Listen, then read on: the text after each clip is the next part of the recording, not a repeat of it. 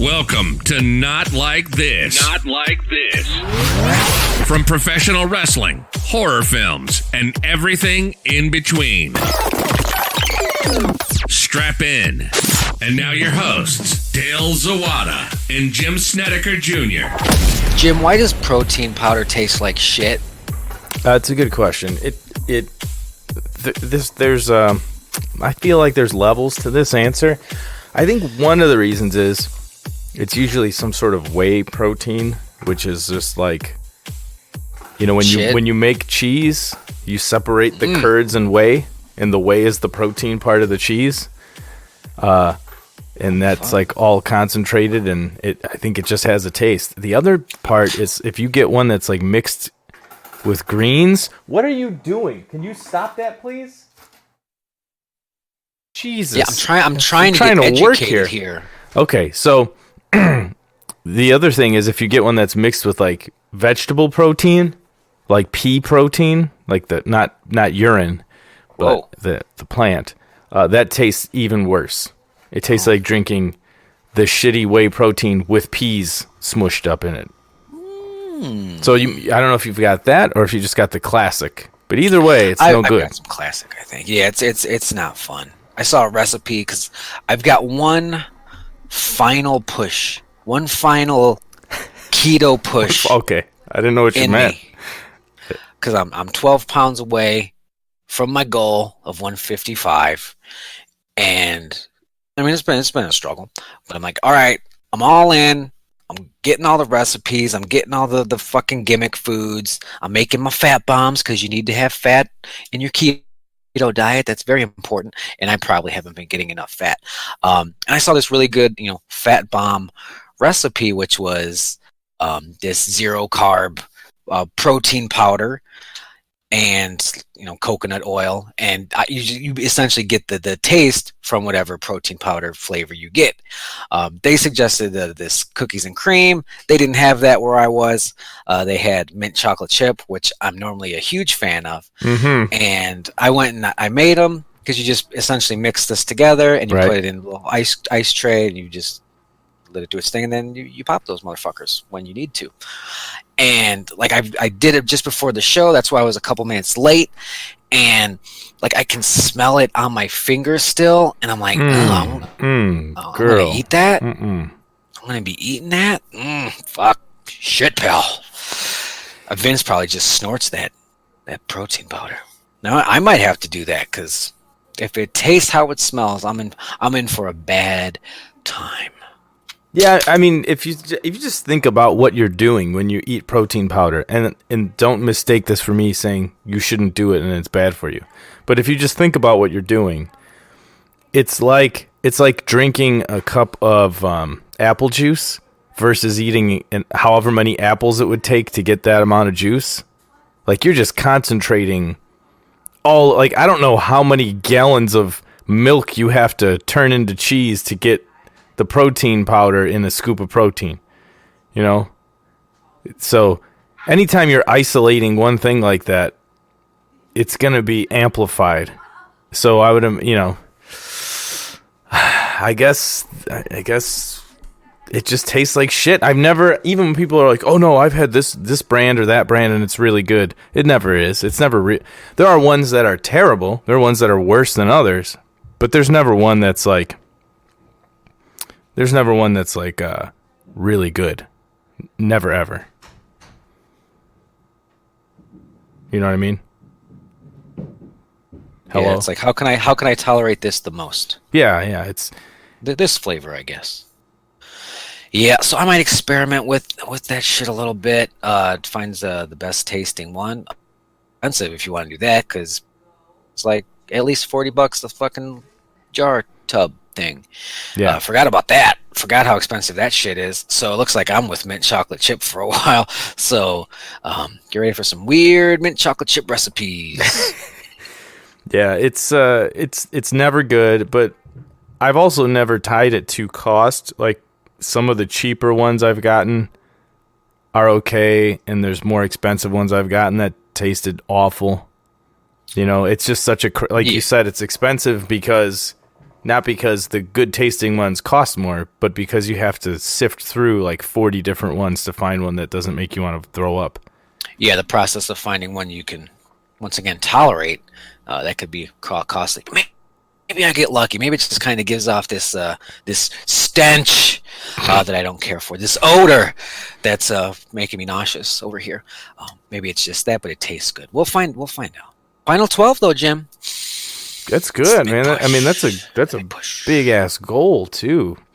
And you're looking fine in the Instagram. You know, I know you've stumbled here and there. You said, but you've never stumbled so hard that you've given up and you're just like, yeah, I'm just gonna gain 100 pounds because fuck it. You have a stick-to-itiveness about your personality that doesn't seem to allow you to do that. Yeah, thank you.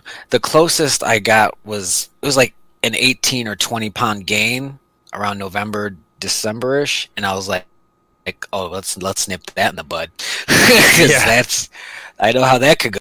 So yeah, so then I went back to basics, and now I'm going hardcore because keto, like I said, it's fat heavy, and fat bombs, which I know is a silly name, but like that's kind of this staple of the keto diet, because you need more fats than you need protein, and you need by a lot, and you need more fats than you need carbs by even more, so by a tremendous amount more. Yes. But it's hard, especially with with the way our society is. It's like, no, avoid fats, and it's like, well, fuck, I need that.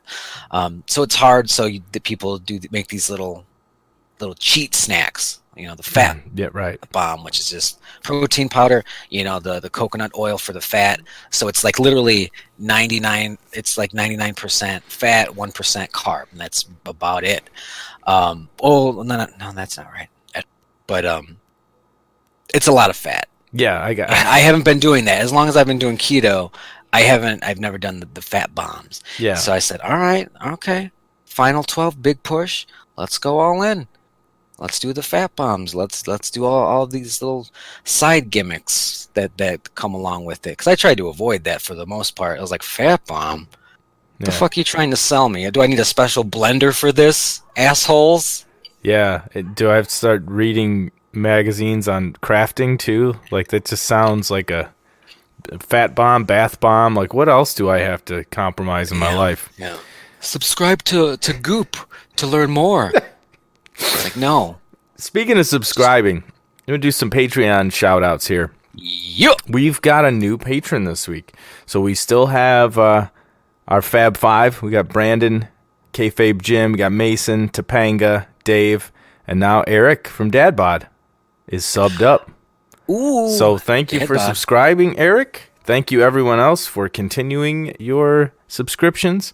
And you're going to be getting 2 rewards this week. You'll get the wrestling one and the movie one this week, end of the month, because we started in Halloween, so it's always end of the month.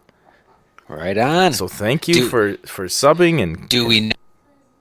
Yes, thank you very much. Sorry, I didn't interrupt you. Do we know what we're putting out, or is it a surprise? How do you do it? Once again, this is your show. You know what? I think I will just say what's coming out.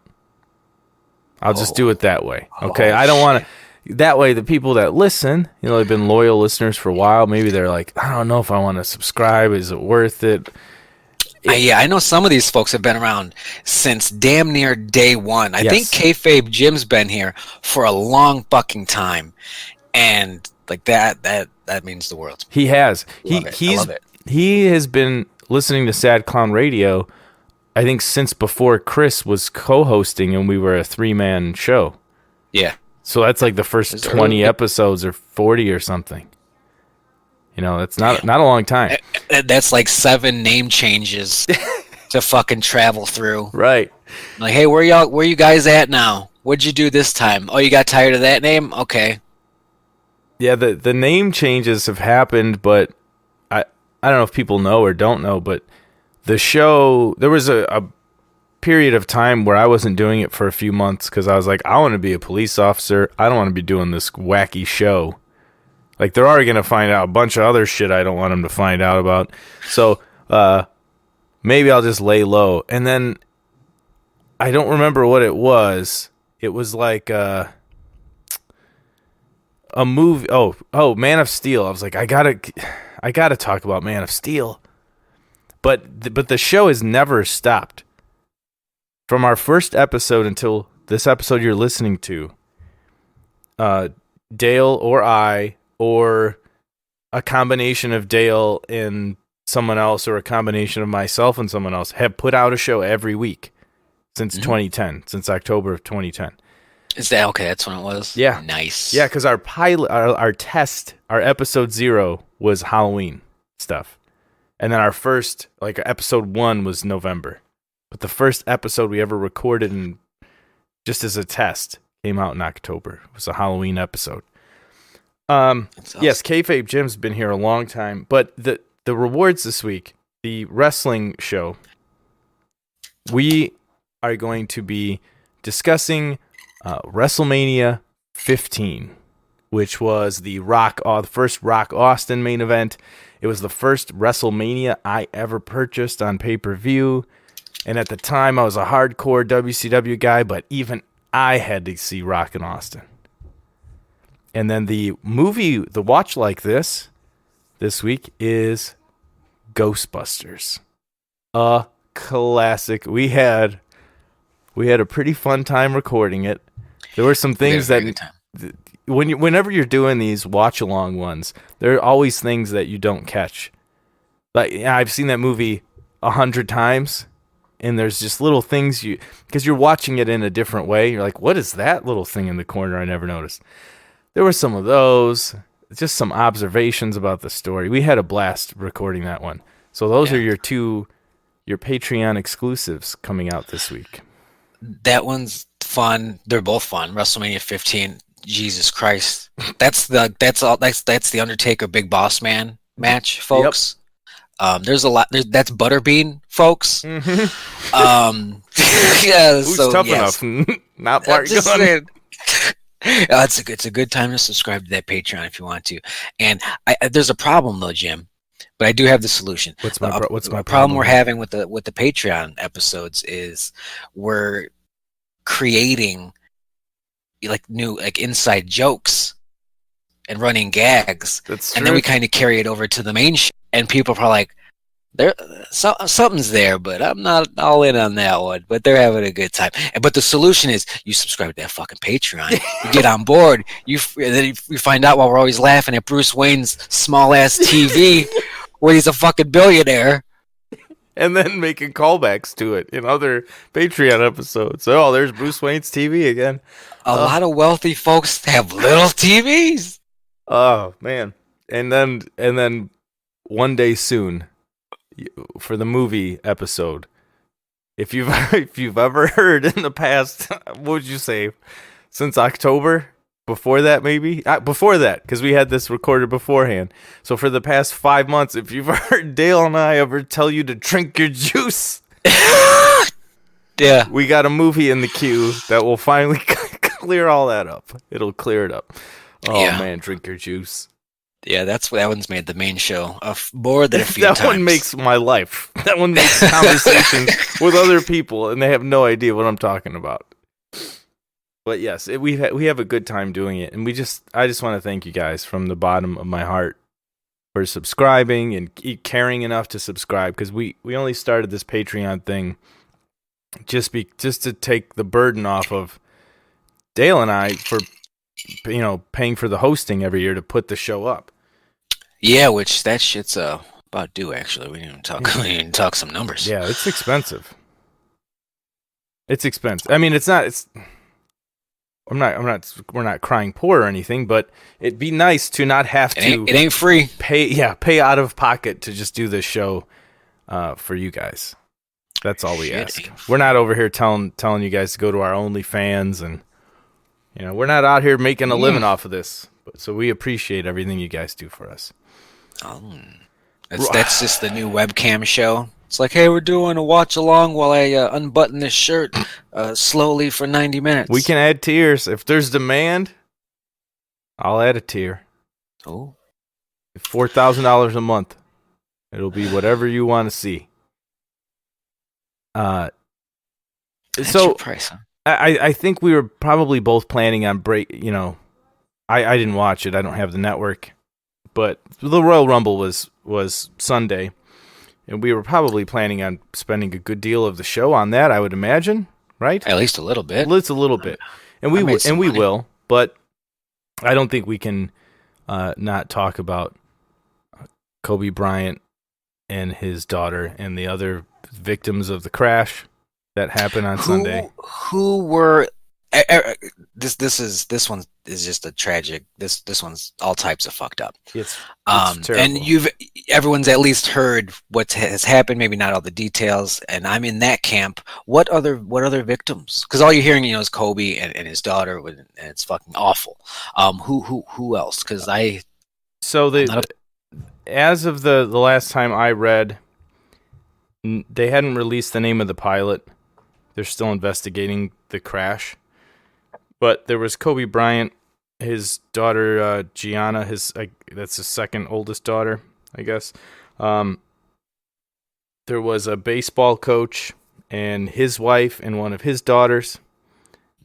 There was a basketball coach, and I don't have their names in front of me here, which is, I don't mean any disrespect by it at all. But, I mean, their names and stuff are out there if you want to read a report. We're not like a news podcast. But initially I'd heard that there were 4 people, 5 people. It turns out there was 9. So the 2 victims, we don't know their identities yet because they're still... we only know the identities that we found out about because the families have been contacted and they've gone public. So the other 2 victims haven't been identified yet.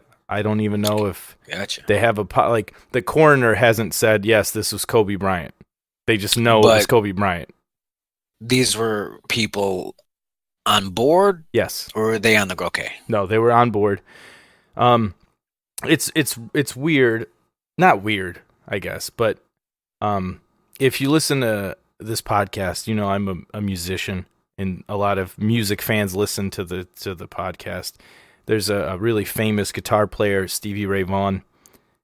He died at 35 in a helicopter crash, and it was so similar. It wasn't like the same type of helicopter, and it was a different type of crash, but the reason was the same, which was it was really foggy.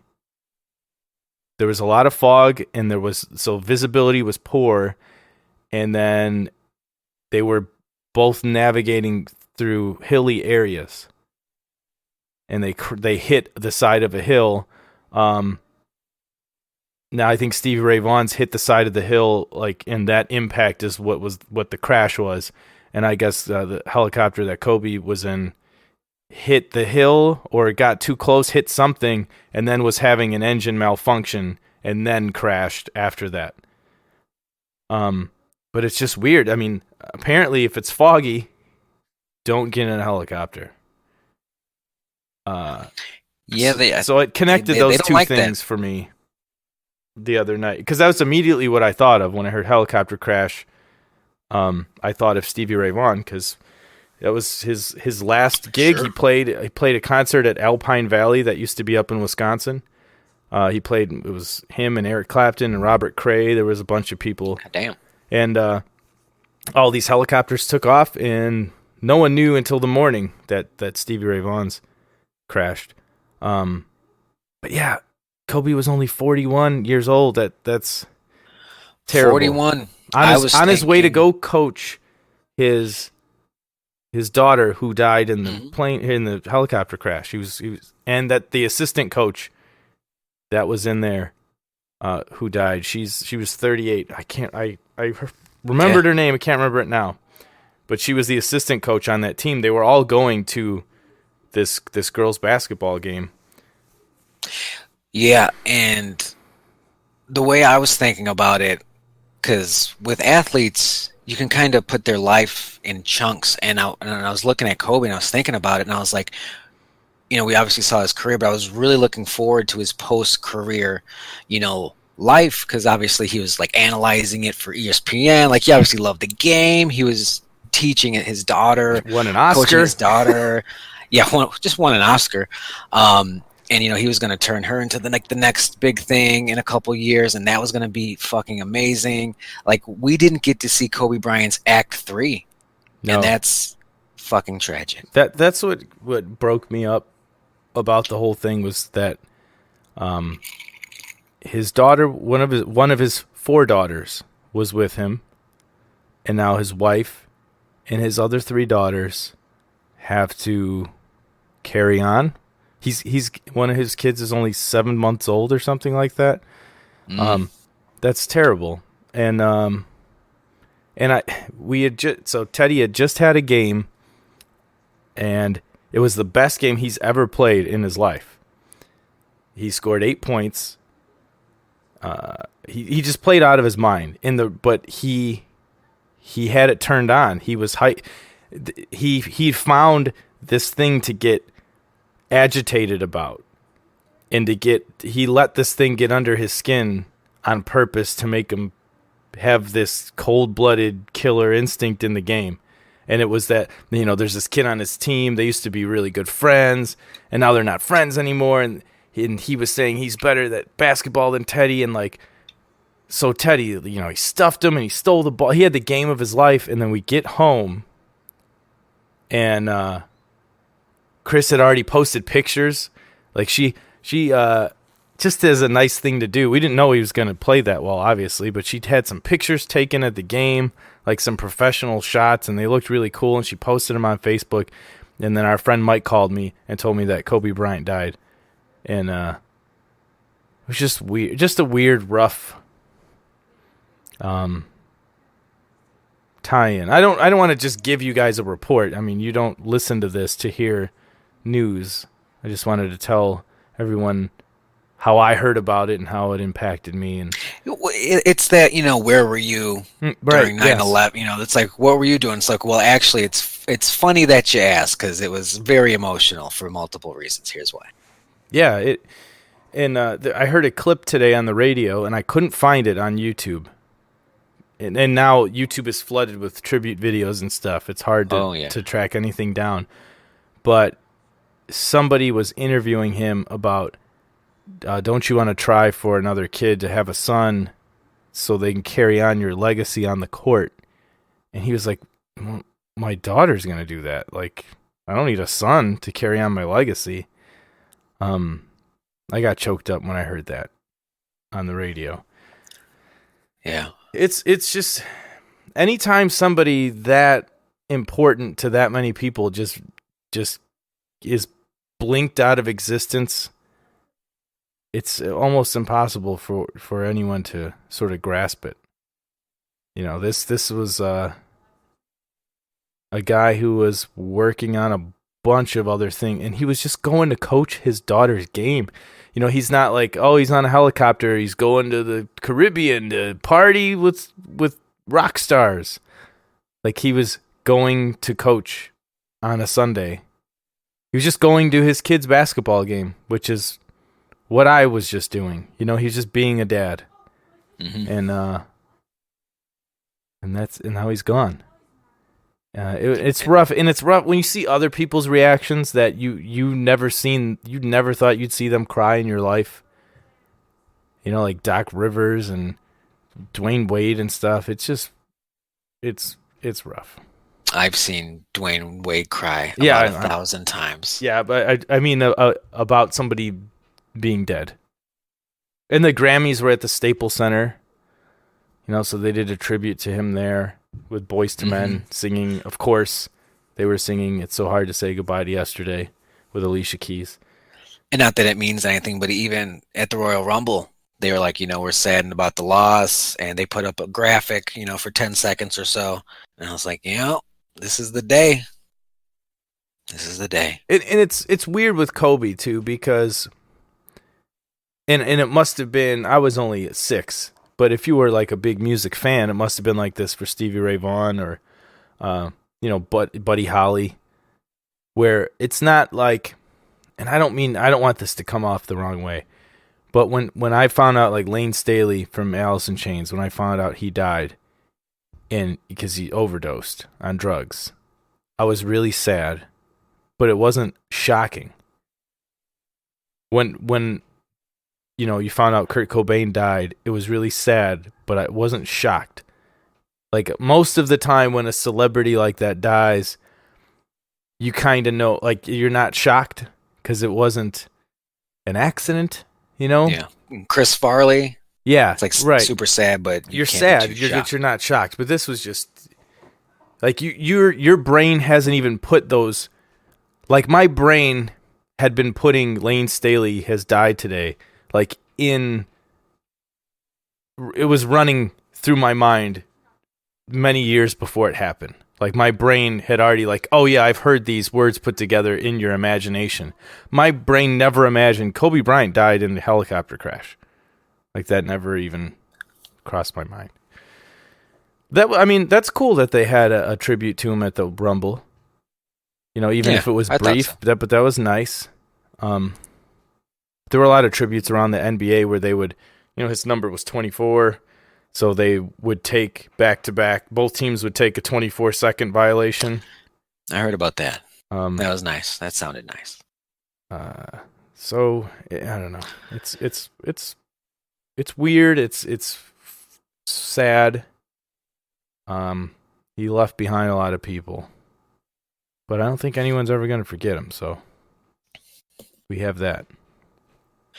The Mamba mentality will live on. Teddy had it. That was the first game he's had it all year. I mean, and I didn't tell him this yesterday, but I've told him this many, many times. I used to coach him, and I don't. Since we moved, I don't coach basketball.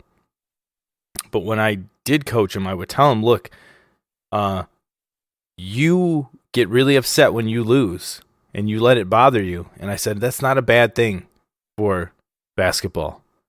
I said, Jordan and Kobe have this killer instinct, and they will find something to drive them crazy. And I said, that's what you have. You're not really fast. You can't jump high. But I said, that's something I can't teach you, that competitive, like he just had it in his head. Like, this kid thinks he's better than me at basketball. And it drove him the whole game.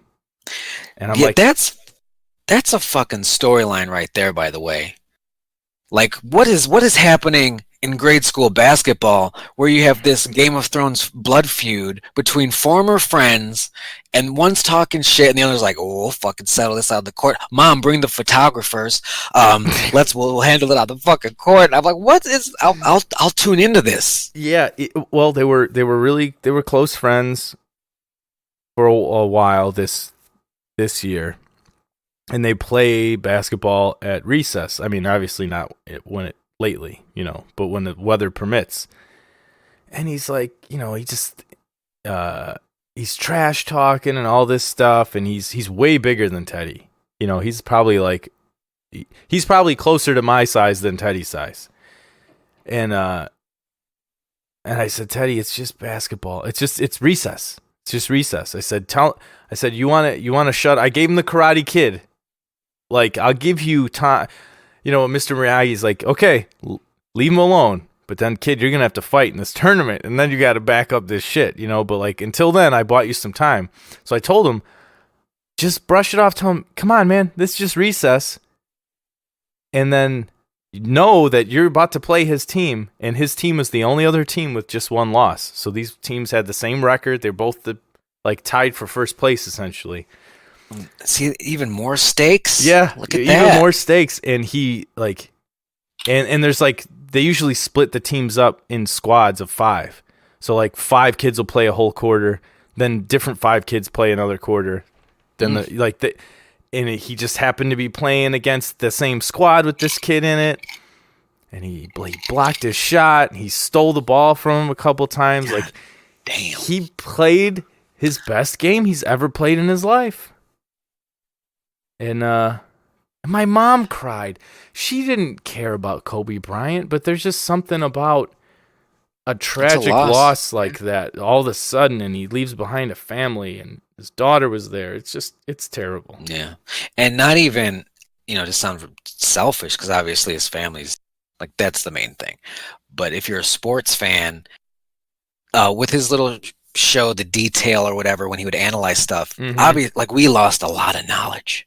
We lost a lot, and I was looking forward to that. Like I said, this Act 3, this post on court career, man, and that's just one of many things that just makes this awful. Would he have been a head coach someday?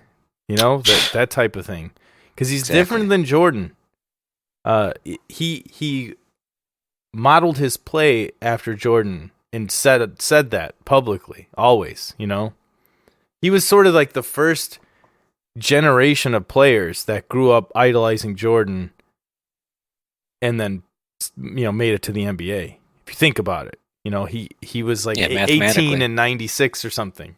So that's just, like you said, mathematically, he was the first one, and he modeled his play after Jordan. Then he got to play for Phil Jackson, you know, he won championships. He played the same position, but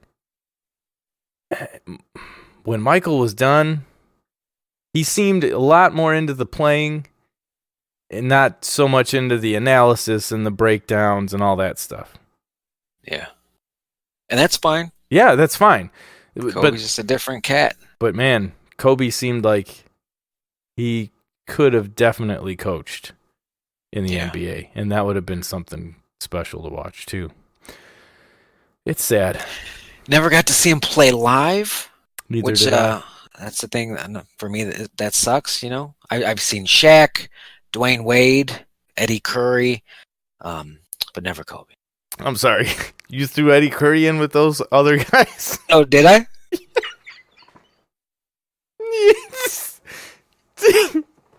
Yeah, you did. I mean, I did see Eddie Curry, and it was. I know you did. I saw Will Perdue. I mean, what are we?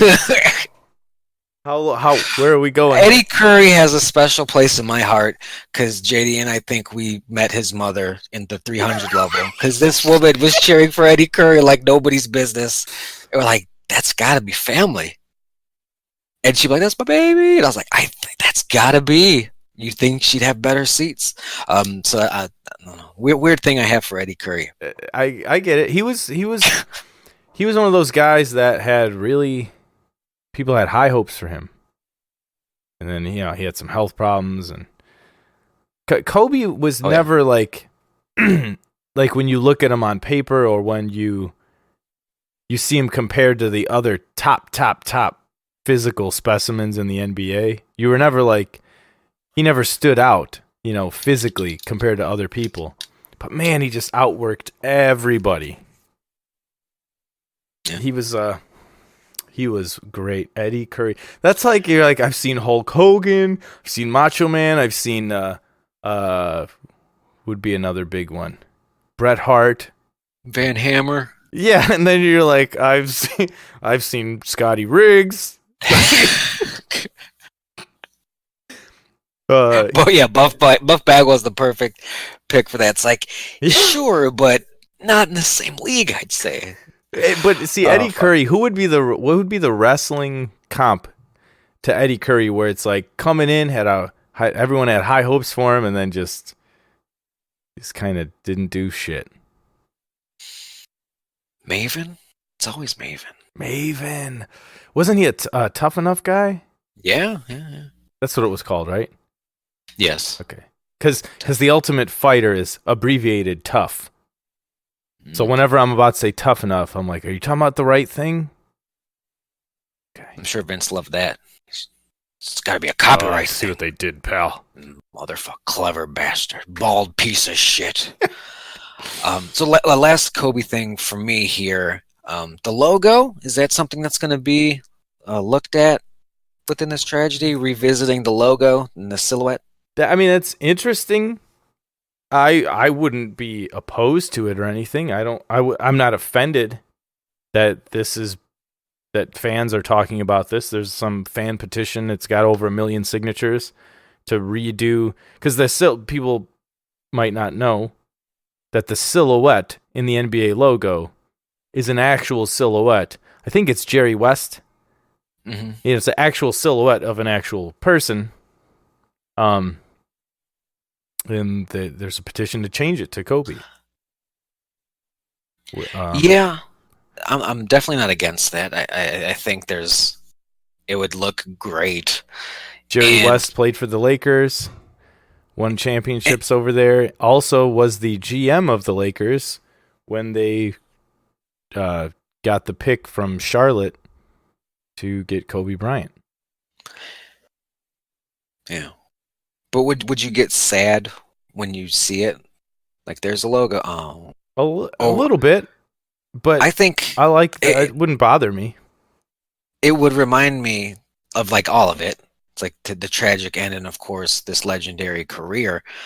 But I think I like it. I think I want this very much. I like it. And it would be cool to have a silhouette of somebody, who I've seen, not in person, but I'm well aware of their game. Jerry West, I'm like, I've heard the name. I've read some Wikipedia things. Yeah, old white guy, got it. Old white guy did some good, helped the league starting up. Great. But it makes sense too. Like he died abruptly. He was one of the greatest of all time. Jerry West was a Laker. He's a Laker. Jerry West was the Laker that, didn't. I don't know if he technically drafted him. He got the pick, right? Like I think Charlotte drafted him, but he traded for Kobe, like before all that stuff. But he was the one that brought Kobe to the Lakers. So like I'm sure Jerry West would be fine with it. I wouldn't have a problem with it at all. And it's of him playing, it's a silhouette of him doing basketball things. It's not like a silhouette of him dying in a helicopter crash. You're remembering the good things. When we were talking about Jerry West, he's still alive. And I just found out today that Kobe Bryant is only like one of 3 NBA MVPs that is not alive. That's how young the NBA is compared to other leagues. And and everyone else, like Kobe died young, and then it was like Wilt and Oscar Robertson. I think he died at Oscar Robertson. I just had it pulled up, but he was like 60 or something. Wilt was young too. I think maybe Wilt was in his 50s or something like that. But yeah, terrible loss for the world. Basically. Yeah, sports, pop culture, just the world actually. Yeah, but the Mamba mentality will live on. Yes, and that does bring a smile to my face. And we'll all still say Kobe when we're throwing laundry in the wash, whatever we're doing, throwing a frag in a video game. Anytime you're throwing anything into a basket-like receptacle, everyone will still say Kobe. Mm-hmm. So did you get a chance to watch the Royal Rumble, Jim? I did not get a chance to watch the Royal Rumble. Damn. I didn't find it on, hooplydog.org or whatever. I didn't find it. I was hoping to hear your breakdown of it today. There's really not much of a breakdown. I'm not going to recap the whole thing. Overall, it was good. I like what they did. It was entertaining. All around, the Royal Rumbles themselves were entertaining. But the Royal Rumble matches themselves, they fucking stepped it up. Because normally with Royal Rumbles, it's kind of repetitive. You tell your little stories in there when you can, but most of the time it's the entrant comes out, they get 30 seconds to get their shit in, everyone's gonna bump for them, and then we kind of repeat that until there's something special, a special event. Yeah, like the big guy is out, and they all gang up on the big guy. Yeah, so it's time for this one. Or one of the guys that's that's gonna be one of the last few. He's gonna be in there, and he's gonna be in there getting his shit in, and then sticking around, and almost getting thrown out, not getting thrown out, and there's the sneak outside, but I'm here at the end guy. Like you're gonna eat from those special events. But this one, because they had Brock, it's like I'm the champ, I'm a big badass, I'm in the Rumble, and I'm coming in at number 1. Fuck you. And he did. And number 2 was Elias, the guy with the guitar. Brock beat the shit out of him, threw him out. Number 3 came out, just rinse and repeat, 7, 8, 9. Until 23. 10, 11, 12. I think it was 13. And then things kind of started, getting a little. I was so scared that he was going to die. Because he was dripping. It was gross. He gets beat red. His chest gets like fire engine red. Yeah, and they would tell little stories in there, like Shelton Benjamin was one of the guys, and they're old friends since college, wrestling team together. And they told their little stories, but it always ended with Brock eliminating them, and it was super cool. And eventually, people would try to work together, and they would get you excited, like, oh, I think the New Day is going to eliminate them. Because it's a 3-on-1 here, but he would find a way. But eventually, he would be eliminated. Brock Lesnar, who was my pick in the pool, helped me out, win a little money. But he was eliminated by Drew McIntyre. Oh yeah, yeah, I know. What you love Drew, right? You talked about Drew in the fact you love his finisher. What's his finisher? Well, who's he beat with it? Probably no one. There you go. Then he doesn't have one. Yeah. But Drew, the Scot, the big brute, and huge pop. Like the fans love that. They're like, yeah, the fucking monster's been thwarted by this guy. Like, I like this guy then. And so they did a good job with that. Got him, huge reaction. And the winner would end up being Drew McIntyre. Oh, really? Drew McIntyre, yeah. Wow. So, and I kind of hope this when he eliminated him. Well, I hope he fucking wins then, and he did. Yeah, that's a lot of storyline stock to put in someone in the Rumble. Like, not only did Brock just eliminate 13 people, you stopped his streak by eliminating him, and then. Yeah, you should probably go on and win the whole thing, and then because you got an automatic story there, for WrestleMania.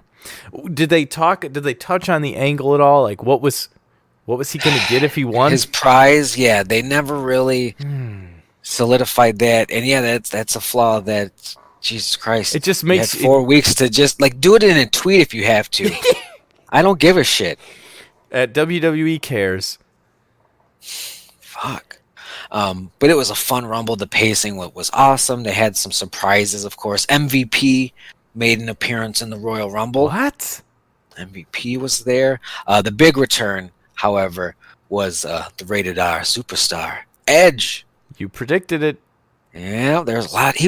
He's been getting jacked and real chatty on social media the last 4 months. I was like, interesting. So the writing was on the wall, and he did it. He looked good.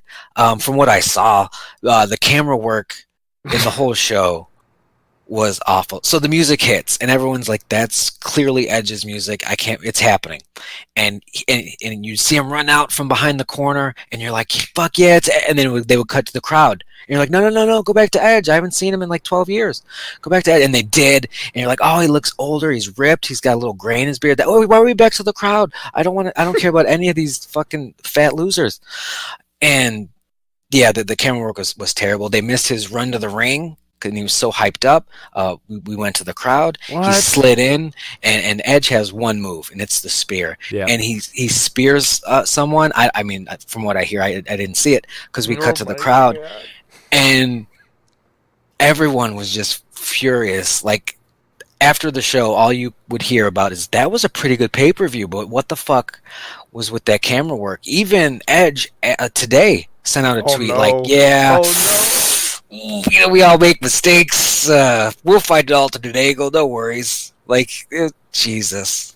That's how bad it was. That's terrible. They're just are they out there just trolling to find the next Undertaker surprise face guy? I guess. Do you remember that guy? Yeah, when Brock beat Undertaker and he's got the shock face. They're just like, this person like that is out here somewhere. We've got to find him. Meanwhile, during the pay-per-view, that's so stupid. You'll be able to hear their reaction. Can you imagine? Think of all the iconic like returns and surprise returns and sort of anticipated and huge returns. I never want to see anyone's. Don't show me someone in the crowd. I am you want me to be the crowd in that moment. That's why you have a camera there. You want me to see what they're seeing. I don't want to. You don't go to like the Royal Rumble in person and look. Oh, you hear Edge's music and then look at the guy next to you. Like, what's his face doing? I don't want to see that. I want to see what's happening. That's so dumb. Yeah, that's oh god, I'm so glad I didn't watch. That would piss me off. I was furious. The whole show was like that. They would miss those little moments, like, oh, he's going for his finisher. Why are we showing Paul Heyman? Things like that. And it was terrible. And whether it's Kevin Dunn or it doesn't matter. Like that whole situation's fucked. Like, what are we doing with the shaky cam, the constant MTV cuts?